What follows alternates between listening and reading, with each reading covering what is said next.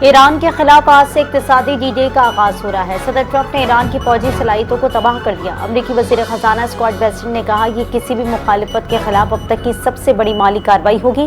امریکہ ایران کی مالی اور تجارتی سرگرمیوں پر مزید دباؤ بڑھائے گا۔ ایران کے خلاف امریکی اقتصادی مہم فیصلہ کن مرحلے میں داخل ہو گئی۔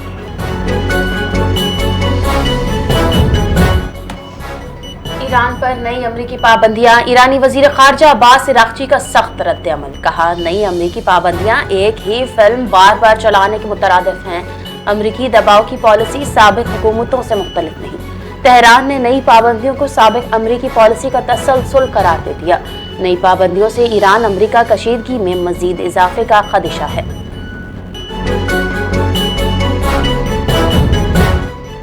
ایران پر امریکی پابندیوں کے اعلان سے پہلے عالمی منڈی میں تیل سستا ہو گیا۔ برنٹ خام تیل کی قیمت 1% سے زیادہ کمی کے بعد $93.45 فی بیرل ہو گئی۔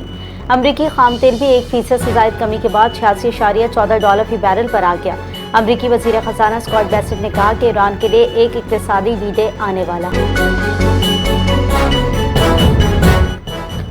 امریکی ثالثی میں شام اور اسرائیل کے درمیان اردن میں اعلیٰ سطح مذاکرات، شام اور اسرائیل کے وفود کی ملاقات، کشیدگی کم کرنے پر بات چیت، مذاکرات میں اسرائیلی حملے، گرفتاریوں اور ٹارگیٹڈ کارروائیاں روکنے پر غور، شام کا گولان کی پہاڑیوں کو مقبوضہ شامی علاقہ قرار دینے کا موقف برقرار، شام کا اسرائیلی فوجیوں کے 8 دسمبر 2024 سے پہلے والی پوزیشنوں پر انخلا کا مطالبہ، موساد سربراہ کا شامی وزیر خارجہ سے رابطہ، ترکیہ کی فوجی موجودگی پر گفتگو۔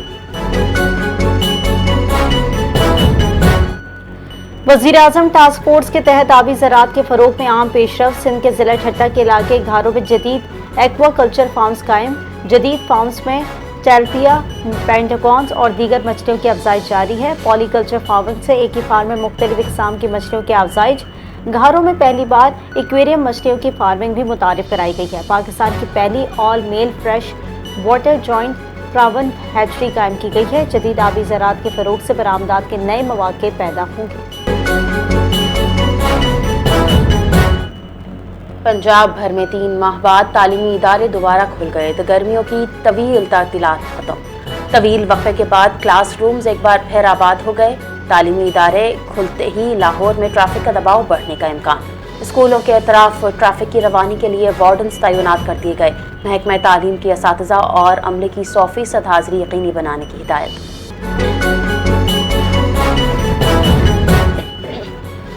آئی S P R summer internship program میں ڈاکٹر ہما بقائی کی طلبہ سے خصوصی نشست۔ سمر انٹرنشپ پروگرام میں 21 مختلف اسٹیشن سے 6150 سے زائد طلبہ شریک۔ ڈاکٹر ہما بقائی کا قومی سلامتی اور علاقائی صورتحال پر طلبہ سے خطاب، کہا بھارت افغانستان کے ذریعے پاکستان کے لیے مشکلات بڑھانے کی کوشش کر رہا ہے۔ مئی 2025 کے واقعہ حق میں پاکستان نے سرحدی اور فضائی محاذ پر کامیابی حاصل کی، قومی سلامتی اور معاشی استحکام کو مزید مضبوط بنانا ناگزیر ہے۔ ملک بھر میں منشیات اسمگلنگ کے خلاف اے این ایف کا کریک ڈاؤن جاری، 4 کارروائیوں میں 1043.5 کلو گرام منشیات برآمد، 2 ملزمان گرفتار۔ ماڑی پور سے ملائیشیا جانے والے کنٹینر سے 33.5 کلو گرام مائز برآمد۔ گلشن اقبال بس ٹرمینل کے قریب ملزم سے 4 کلو چرس برآمد۔ پشین میں جھاڑیوں سے 1000 کلو گرام چرس گردہ برآمد منشیات کی مجموعی مالیت 8 کروڑ 47 لاکھ روپے سے زائد۔ گرفتار ملزمان کے خلاف انسداد منشیات ایکٹ کے تحت مقدمات درج، تحقیقات جاری۔ کراچی میں سندھ پولیس کے افسران اور اہلکاروں کی ایف بی آئی تربیت مکمل، 5 روزہ تربیتی پروگرام میں 27 افسران اور اہلکاروں نے شرکت کی۔ ایف بی آئی ماہرین نے جدید تفتیش اور انٹرویوز تکنیک سے آگاہ کیا۔ سندھ پولیس کو خطرات کی نشاندہی اور انسانی رویوں کو سمجھنے کی تربیت دی گئی۔ اختتامی تقریب میں وزیر داخلہ سندھ ضیاء الحسن لنجار اور آئی جی سندھ جاوید عالم اوڈو کی شرکت۔ وزیر داخلہ سندھ نے کہا کہ پاکستان میں بین الاقوامی معیار کی پولیس تربیت کا انعقاد اہم پیش رفت ہے۔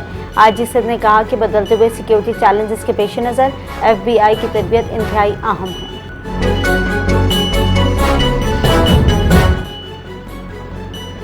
ایتھوپیا کے یومیف نے ہاف میراتھن کا عالمی ریکارڈ پھر توڑ دیا۔ یومیف نے 56 منٹ 51 سیکنڈز میں ہاف میراتھن جیت لی۔ 29 سالہ ایتھلیٹ نے عالمی ریکارڈ دوبارہ اپنے نام کر لیا۔ یومیف نے 2024 کا اپنا ہی ریکارڈ دوبارہ حاصل کر لیا۔